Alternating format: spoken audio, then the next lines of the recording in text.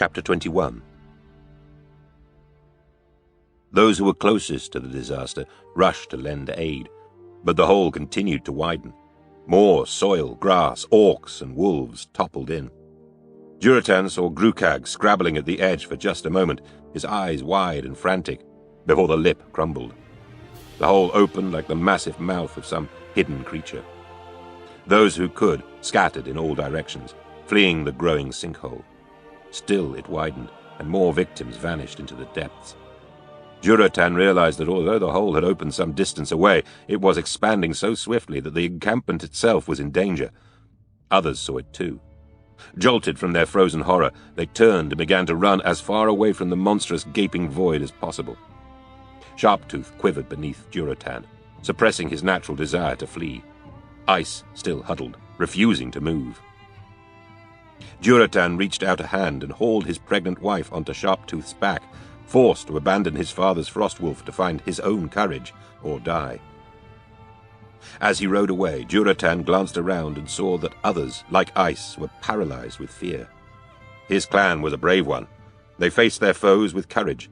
But who would have ever thought the earth directly below their feet, the earth that grew food and nurtured them, would become an enemy? Draka held on tightly. When Durotan thought she would be safe, he lifted her off Sharptooth's back. She uttered no word of protest, sliding down and landing lithely. The life of the child within her was more important to Draka than her pride. But as Durotan wheeled Sharptooth back to try to save others of the clan, she called after him, "Strength and honor!" She had been an exile, yet Draka was more of a Frostwolf than any Durotan had ever known. He would return to her and their child. Grimly, he pushed Sharptooth to disobey the clamor of his own instincts, and his friend obeyed. Durotan scooped up Kagra, who clutched Nizka, and raced back to solid ground with them both. Others followed their chieftain's example, conquering their fears and rushing to aid their clan members. Still the mouth gaped wider, hungry for more. Durotan was reminded of an orc from another clan describing the motion of the sea, the tides that rushed forward, then retreated. Except this tide moved only in one implacable direction. Outward. Hungry. Durotan snatched up more frostwolves, his wolf never slowing. As he urged Sharptooth back for another run, the chanting of the shaman reached a fevered pitch. Drektar had stretched himself out on the earth and was now silent. Durotan didn't know if that was for good or ill. He came upon a running little boy, Kelgur. Durotan bent and caught him up with one huge brown arm, and the child sprawled in front of him. He wasn't crying. Durotan could see by the blank expression in the boy's enormous eyes he was too frightened for that. And then the awful rhythmic chewing noise stopped. The only sounds were the chanting of the shaman and the howling of the wolves. The wolf song too died down, until all that remained were the prayers of the shaman to the spirit of earth, begging it to be still, to leave the frostwolves their lives and their home. Durotan thrust Kelgur into Kagra's arms and turned to look back, his skin slick with sweat, his lungs heaving for air with exertion and, yes, fear. Nothing else fell into the gargantuan maw. The earth's hunger, it would seem, was sated. Quiet sobs of relief went up, marked by keening wails of loss. Durotan's breathing slowed. He saw with a fresh burst of nervous sweat that there was but a few feet of still solid ground between the hole's mouth and the outlying stones that comprised the encampment. "Ropes!"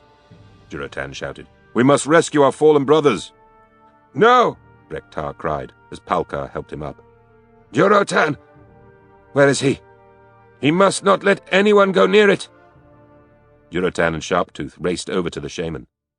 "But they may still be alive!" Drektar shook his head.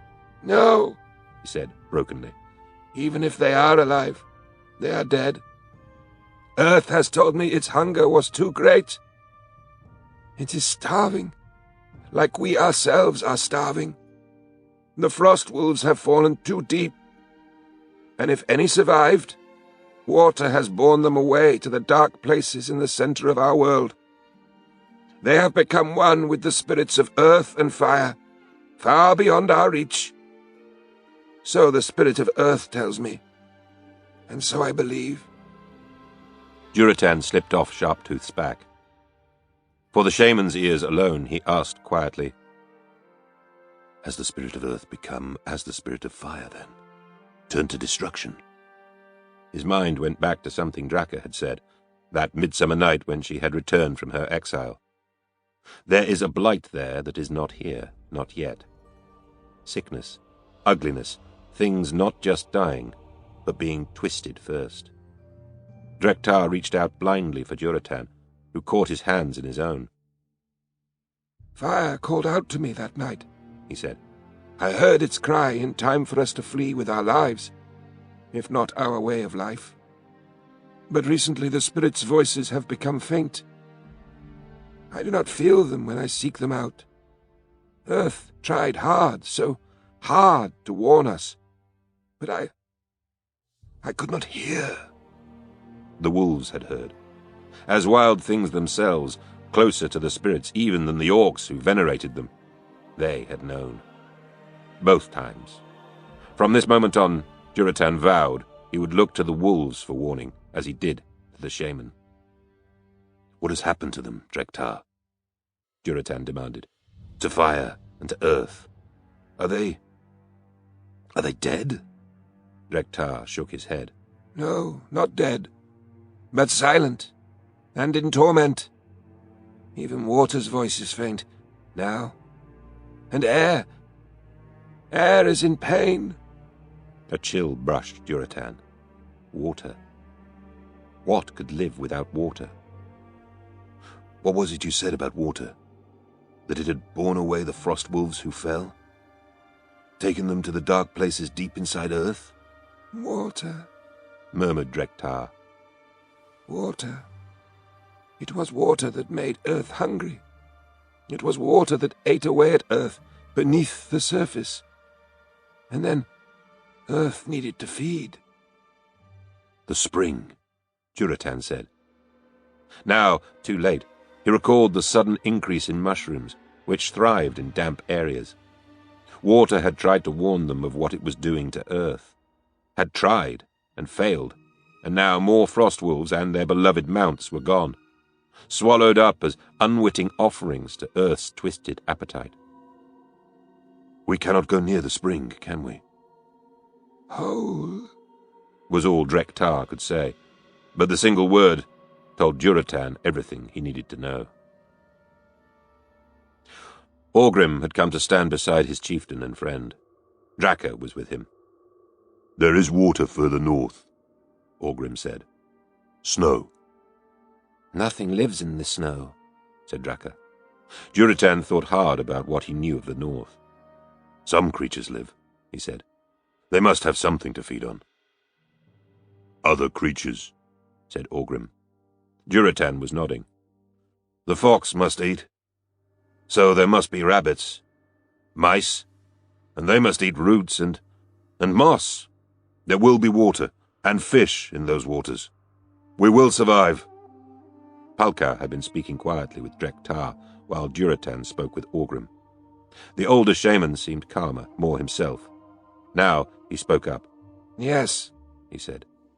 "We will go north as north can be. We will go to the seat of the spirits, as the long-ago Frostwolf chieftain did. We mustn't go south." Drek'tar shook his head firmly. "The spirits will not be found there. They are in the north. They have retreated as far as they can. We must retreat there as well." He turned his blind face in Durotan's direction. "My chieftain, perhaps we can help them. Heal them." Hope surged in Durotan's heart at the words. Heal the spirits. It had never occurred to him that perhaps the spirits themselves needed help. And yet, Drek'tar had insisted they were in pain. How could we possibly help them? "I do not know. But if we can—" Then, Durotan finished, his voice hushed with awe. Perhaps they can heal the world.